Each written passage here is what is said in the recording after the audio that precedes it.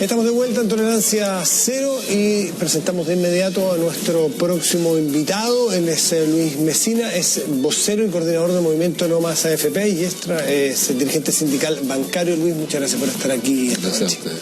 Los quiero invitar a ustedes a ver la siguiente nota y volvemos a la mesa.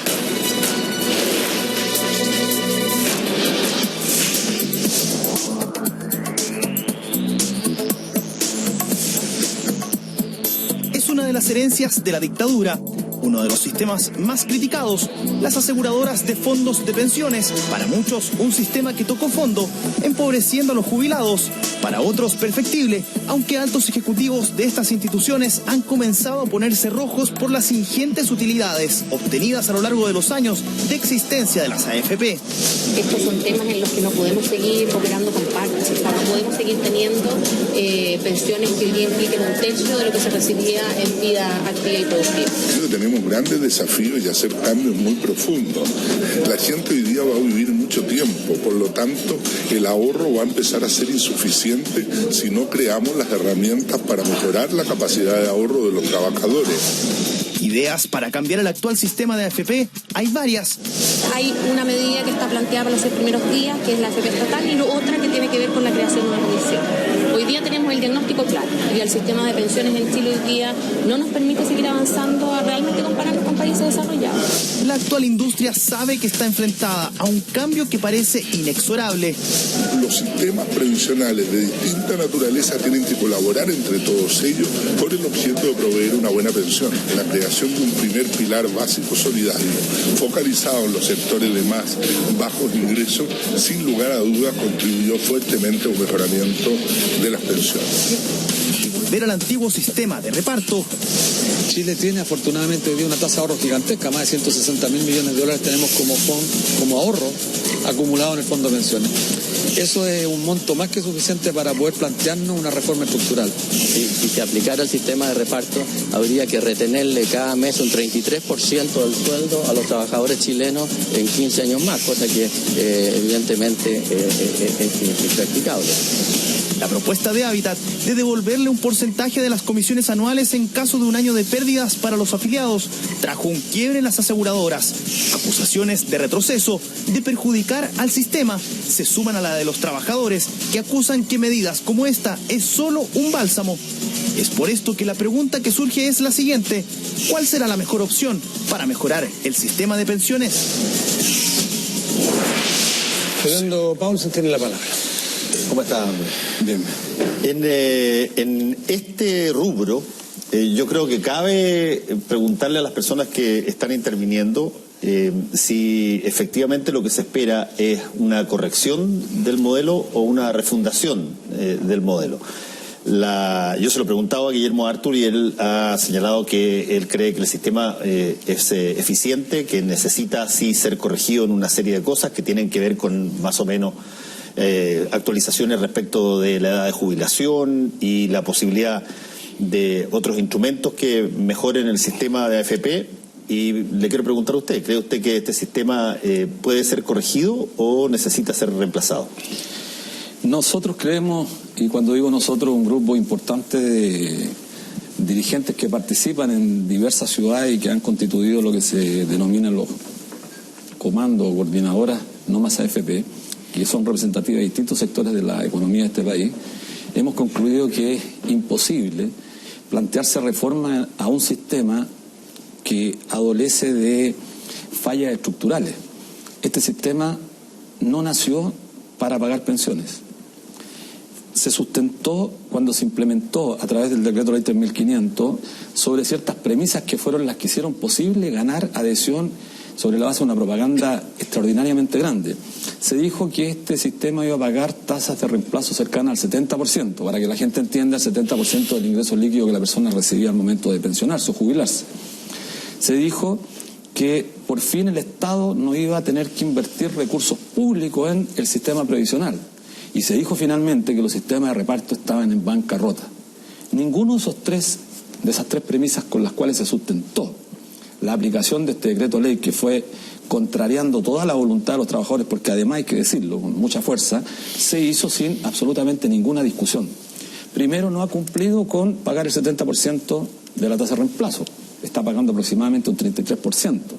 Y mucho menos, incluso la perspectiva histórica es que este sistema va a terminar pagando mucho menos de eso. En segundo lugar, lejos de que el Estado no haya tenido que disponer de recursos públicos para financiar parte de las pensiones, bueno, se cae por su propio peso, porque resulta que más del 60% de las pensiones se pagan con recursos del erario nacional.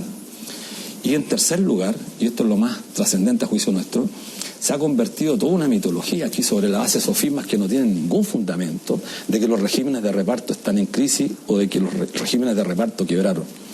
Y eso se hace con una propaganda, diríamos, demasiado abusiva, con el objeto de defender con los dientes apretados un sistema que ya no resiste más análisis. La gran mayoría de los ciudadanos de este país, la gran mayoría de los trabajadores, y cuando digo la gran mayoría estoy hablando de un 90% de los trabajadores o de los cotizantes que hoy día están en el sistema, cuando ven sus cartolas se dan cuenta que este sistema no les ofrece absolutamente ninguna perspectiva, ninguna. Tenemos ejemplos múltiples para señalar que el 70% de los trabajadores que reciben ingresos inferiores a los 350.000 pesos está condenado prácticamente a recurrir al pilar solidario que la presidenta creó el año 2008. El resto, estamos hablando de un 75%, no una cantidad despreciable. El resto de los trabajadores, sobre ese 75 hasta un 85%, y ahí incluye a los trabajadores que tienen empleo estable, como son los trabajadores del sector público, los trabajadores de la gran minería, del comercio, los bancarios, etcétera, etcétera, esos trabajadores están condenados a pensiones tremendamente miserables que no superan el 40% como tasa de reemplazo. En consecuencia, nosotros decimos que no puede haber mejorías, no puede haber reforma a un sistema que nació concebido para otro propósito, que no es el de pagar pensiones. Y lo que demandamos a los trabajadores es recuperar un sistema de seguridad social que permita a los chilenos y a las chilenas tener al fin de su vida activa el derecho a una pensión como lo reconocen los organismos internacionales, entre ellos la OIT. Déjeme hacerle un apéndice a eso. El argumento que generalmente se esgrime por el lado de las AFP es el de la continuidad en la cotización. Que si es que... densidad, claro, que si es que las personas dejan de cotizar durante mucho tiempo, bueno, se producen estas lagunas, estos bolsones en su fondo, y por lo tanto el reparto al fin de la jubilación sería menor. Lo que me parece bien curioso, para serle franco, porque si es que eso es muy generalizado, es una indicación de la realidad de la precariedad del empleo mucho más que las estadísticas, porque ¿por qué razón alguien habría de dejar de cotizar si es que eso eventualmente le favorece en el largo plazo, si no es porque necesita la plata gastarla ahora? Bueno, la densidad es un elemento fundamental para explicar, entre otras cosas, por qué las cuentas de ahorro de cada uno de los trabajadores están bajas. Se habla cerca del 60% de la densidad de los trabajadores hombres, un 40 y tanto por ciento de las mujeres. Eso se explica, entre otras cosas, porque los trabajadores no tienen empleo estable, porque su empleo es irregular, porque además, hay que decirlo también, de los 9.400.000 que son los actuales afiliados a las AFP, casi un 47% de los trabajadores no están imponiendo regularmente, porque los empleadores se quedan con esos recursos o porque son destinados a otros fines. Pero además del otro 53%, que es el que paga, comillas, regularmente, lo hace en realidad también transitoriamente, y lo hace sobre ingresos que son altamente precarios. Este diseño, hay que decirlo, se construyó para un país que no existe, se construyó para altos ingresos, para estabilidad en el tiempo, para que la densidad fuera cercana al 90%, lo que usted plantea. La densidad tiene que ver con cuántos años yo estoy cotizando. Aquí hay gente que trabaja 3 años. ¿Cuánto tiempo que trabajó? ¿Cuánto tiempo cotizó? Respecto de eso, exacto. Más que cuántos años.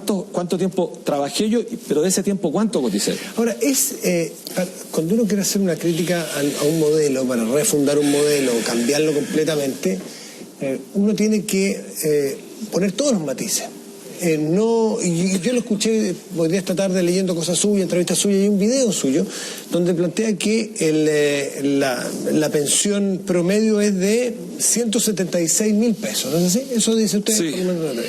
Ahora, este sistema, por lo que usted acaba de explicar, es exactamente el sistema donde no se puede explicar por promedios, porque esto es tan mentiroso, hablar de promedios, como decir que tenemos $20.000 per cápita. Eso es mentira. No todos otros tienen, esto es un promedio y no nos indica nada el promedio. Aquí, cuando no, nosotros... El promedio dice $20.000 per cápita. No es mentira. La realidad es mentira. Claro, la interpretación es mentirosa y engañosa. Decir, señor, aquí la pensión promedio de 170.000 pesos, pero no dice usted, por ejemplo, que el 10% al menos de las personas que cotizan en nuestro sistema ha cotizado menos de un año.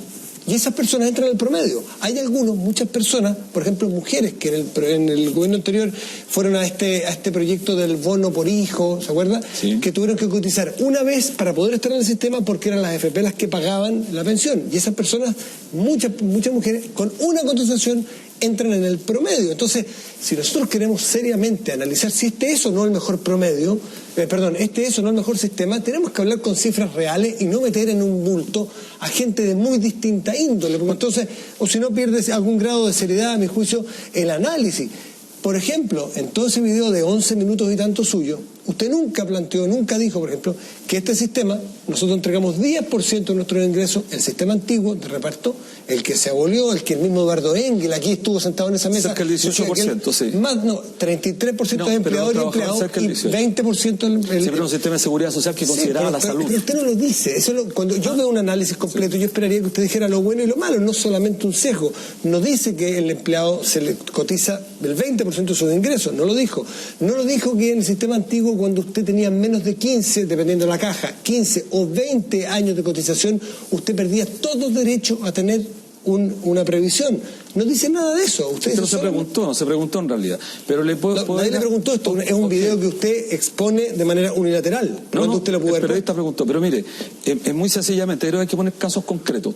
Usted quiere saber casos concretos. Tengo un ejemplo uno. No, casos hay cualquiera. Hay casos que tienen hay casos con tasa de reemplazo. Pero mire, yo le podría hablar, perfecto, le podría señalar que hay trabajadores que no son justamente los que están ubicados en ese sector tremendamente precario, inferior a 350.000 pesos, cuyo fondo acumulado durante un periodo bastante largo de tiempo no supera los 40 millones de pesos.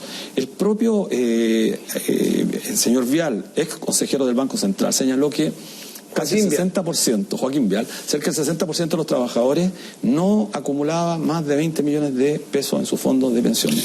Según datos de la propia autoridad, para poder acceder a una pensión cercana a los 500.000 pesos, hay que tener de ahorro 100 millones de pesos. Efectivamente, como bien dice usted, antiguamente se cotizaban, los trabajadores cotizaban un 18% aproximadamente. Hay que tener presente el doble que ahora, dígalo, por supuesto. El doble que ahora. No, menos del doble que ahora, un poco más, pero casi el doble, pero en términos concretos. Usted dice 18, entonces dice que es 22. Pero si yo sumo hoy día, pago el 7% a la salud, pago un 10% a la pensión, más un 1,7% aproximadamente en promedio a las AFP por comisión. Estamos hablando de un 18% más o menos. Estamos llegando casi a la misma cifra, con la diferencia que el antiguo sistema, y por favor los más añosos lo saben perfectamente, antiguo sistema, los más antiguos sabíamos perfectamente que los sistemas de seguridad social, los sistemas de previsión cubrían otras prestaciones que este sistema no cubre. Teníamos garantizado efectivamente la salud, las pensiones de vejez, teníamos garantizados. Pero el sistema salud por otra parte. No, ¿por qué? Porque parte... No era el sistema de reparto, estamos hablando de sistema contra sistema. Pero este sistema no se puede comparar con el otro. De salud, no se puede comparar este sistema con el anterior, porque el otro sistema cubría amplias prestaciones. Y era un sistema que tenía además un componente de imposición de parte de los empleadores, cosa que se eliminó justamente con el decreto ley 3.500, donde los empleadores y el Estado se desentendieron prácticamente del todo de la previsión de los trabajadores. Ya que he sido imputado por este individuo pilado como uno de los... Justamente aludido.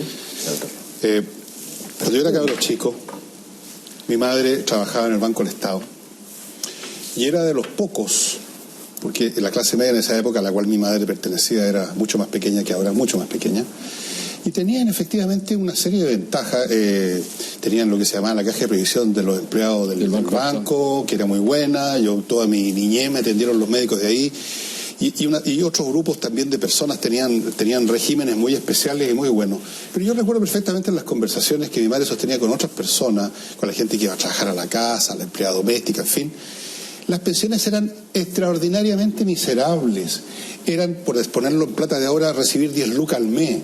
Eran tan brutalmente malas para la mayoría de los trabajadores del país que son una vergüenza y casi increíble recordarlo, a excepción de estas personas que estaban en banco o en el aparato público probablemente también, a excepción de aquellos que se ganaban lo que se llamaba la perseguidora, no sé si usted se acuerda de ese mecanismo.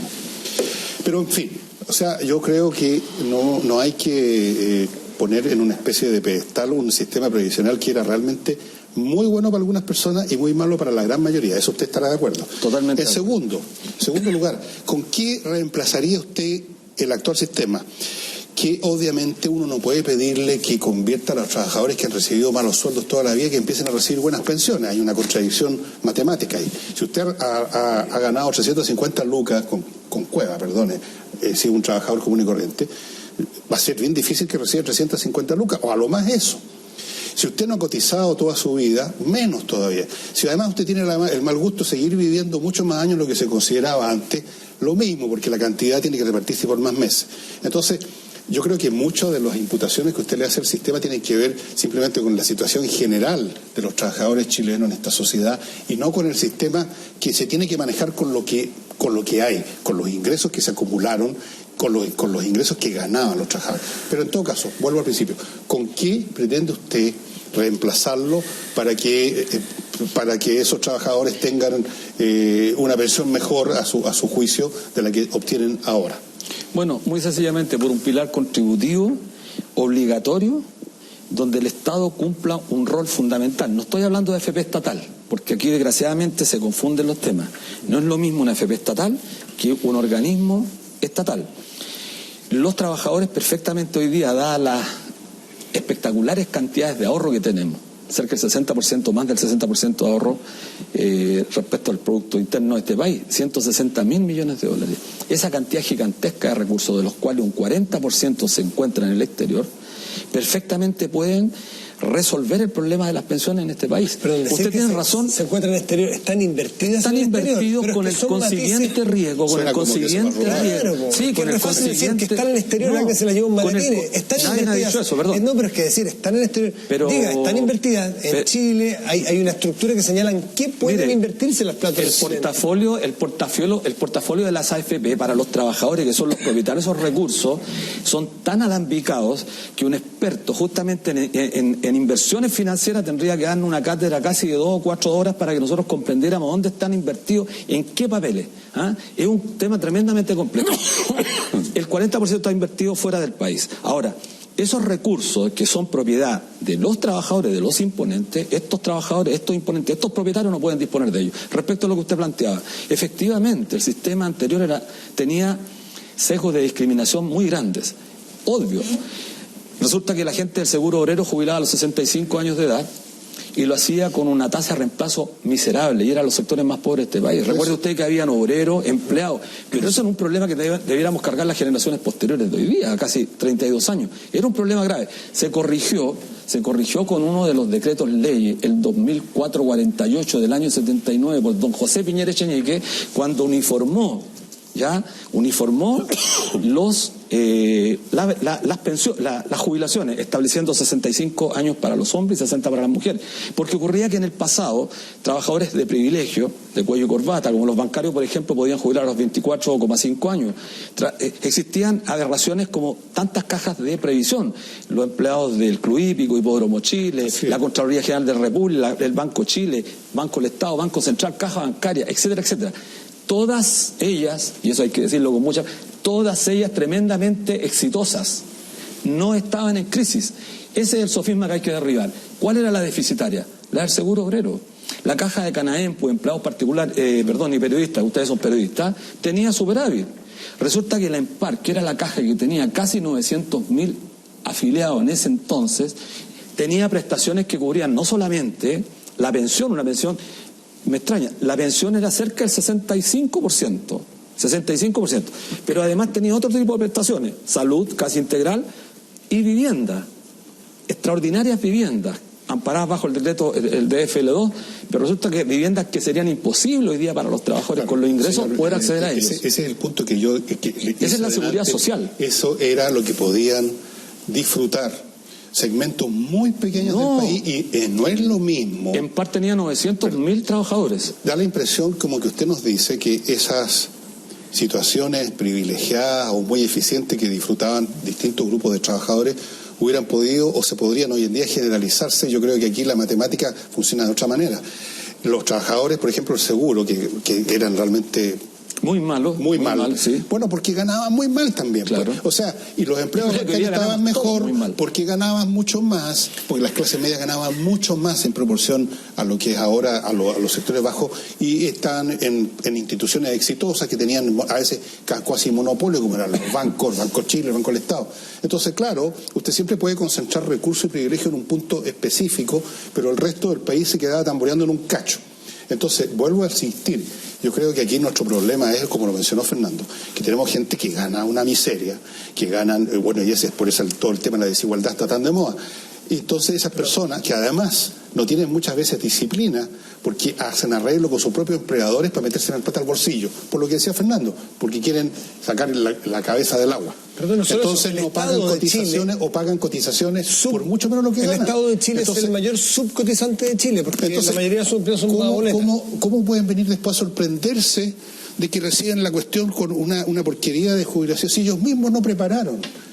No prepararon o no pudieron, por último, prepararla. Pero ¿qué sistema va a poder reparar eso? Pero perdón, Fernando, déjame discrepar en una cosa. Todo lo que usted quiera. Yo creo que si usáramos el porcentaje de personas que mantienen sus cotizaciones mensualmente activas y como corresponde, como el índice efectivo de la calidad y crecimiento de la economía, que es lo que pedía Matías, en vez de utilizar las cifras de empleo, por ejemplo, que no te dicen exactamente cuánto es lo que ganan por los empleos y si es que es precario o no es precario. Si tú lograras decir, mira, o el sistema de AFP dijera, mira, tenemos una extraordinaria noticia desde hace los últimos 10 años, la densidad corresponde casi al 100%, tenemos a todas las personas cotizando y uno podría decir, pucha, ese país es muy difícil que no esté bien. Pero si el argumento que se usa para decir que no te pueden pagar una jubilación digna es que tú no cotizaste todos los meses que debías haber cotizado mientras estuviste trabajando, yo parto de la base que el 90% de los chilenos no dejan de cotizar porque se quieren comprar cash o el nuevo Ferrari. Lo hacen porque las personas no tienen la plata o la necesitan urgentemente. Pero eso es lo que estoy diciendo, eso es evidente. Pero eso entonces es más indicativo, si tú quieres, de la precariedad. Cambia la fiscalización.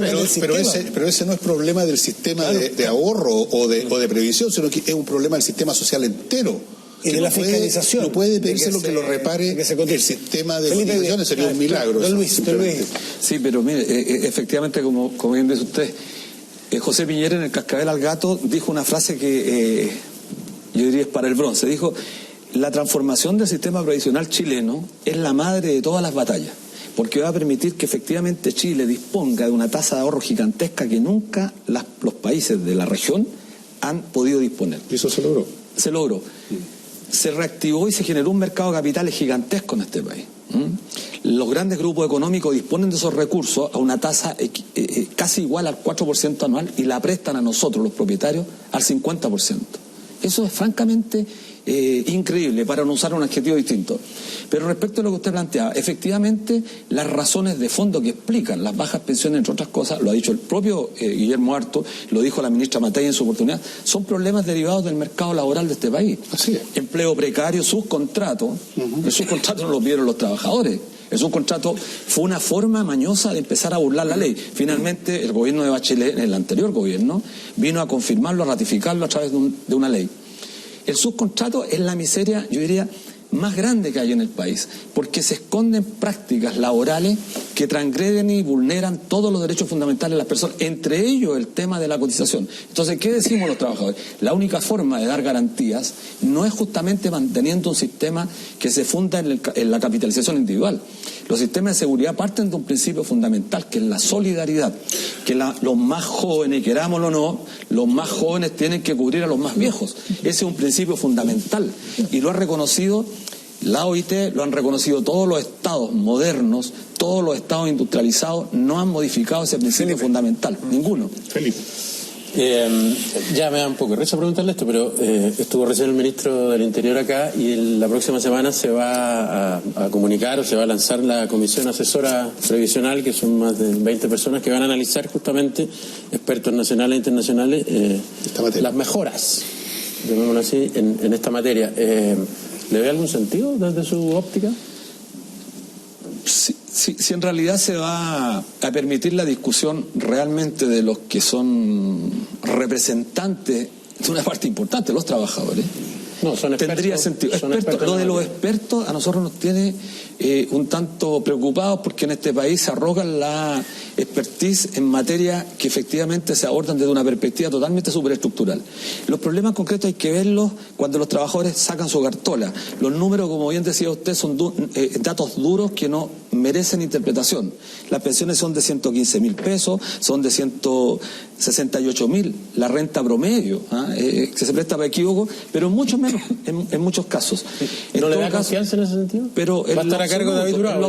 ¿Quién? David Bravo. Pero David Bravo, un economista de la Universidad de Chile. De la Católica.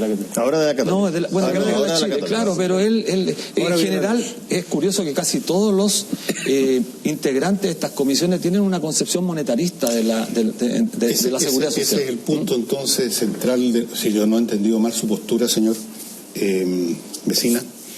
Usted quiere sacar la institucionalidad de la previsión y por lo tanto la vida que lleven a cabo los ancianos que hemos llegado a la tercera edad, la quiere sacar del principio de la racionalidad económica y ponerlo en el principio de la racionalidad o irracionalidad, dirán otros, de la solidaridad, del amor a nuestros semejantes, un principio distinto que no tiene por definición lógica, la garantía de sustentación en el tiempo que logran los números cuando se hace econometría. Usted dice, mire, independientemente de lo que este hombre cotizó o de lo que le pasó en su vida, que hay millones de casos distintos, el hecho es que cuando una persona ya se acerca a los 70 años, merece que de algún modo tenga el crepúsculo de su vida, digamos, sea más o menos decente. Ese es su punto. Los que están llegando al crepúsculo, como usted bien lo dice, incluso el anochecer, diría yo. Son bastantes, porque resulta que de lo que se trata es de que un sistema de seguridad social fundado en los principios de la solidaridad y de la universalidad que permitan entregar prestaciones en casi todas las dimensiones, no es un problema aberrante.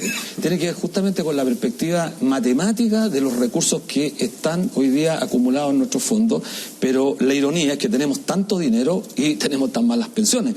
No quiero expresarme aquí o referirme al tema de las grandes utilidades que tienen los dueños de las AFP, las grandes utilidades de la AFP. Entonces, los trabajadores observan atónitos cómo los dueños de las AFP se llevan cuantiosas, jugosas utilidades año tras año y, sin embargo, ven sus cartolas y al final del periodo de su vida activa, al crepúsculo, al ocaso de su existencia, a la noche van a llegar con pensiones miserables. Quiero decirle que los países industrializados, justamente, han mantenido estos sistemas porque han sido los sistemas que han permitido, aunque parezca muy ciútico lo que voy a decir, han permitido mantener la demanda agregada. Para decirlo en palabras más simples, permiten que la gente siga consumiendo. España, concretamente. España tiene un Producto Interno 5,4 veces más grande que nosotros.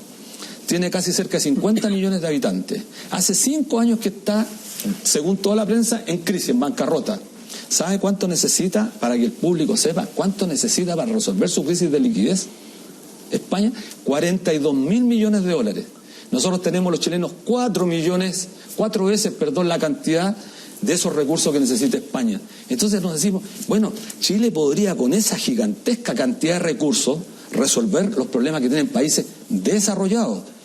Y los regímenes de reparto, porque quiero defender los regímenes de reparto, justamente tienen una ventaja. Es una falacia decir los regímenes de reparto quiebran. Nunca quiebran los regímenes de reparto. Lo que ocurre es que los regímenes de reparto, cuando entran en problema con el factor demográfico, lo que hacen ajustan, porque pueden hacerlo, ajustan por la vía de disminuir ciertas prestaciones, modificar algunas, o finalmente hacerlo como hizo recientemente Francia, España y algunos países de la Comunidad Europea, aumentar en un par de años el periodo de jubilación, pero no quiebran.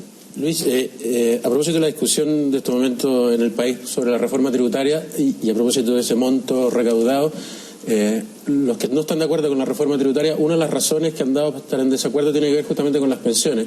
Y dicen que esta reforma tributaria que ha planteado el gobierno va a tener un efecto negativo sobre las pensiones. ¿Cuál es su opinión al respecto? No, es una caricatura, yo diría, porque es como que los trabajadores tuviéramos que llamar, por ejemplo, a todos los trabajadores de las empresas de la papelera a decirles trabajen más, mucho más, porque en la medida que intensifiquen su trabajo, la empresa va a tener más utilidades.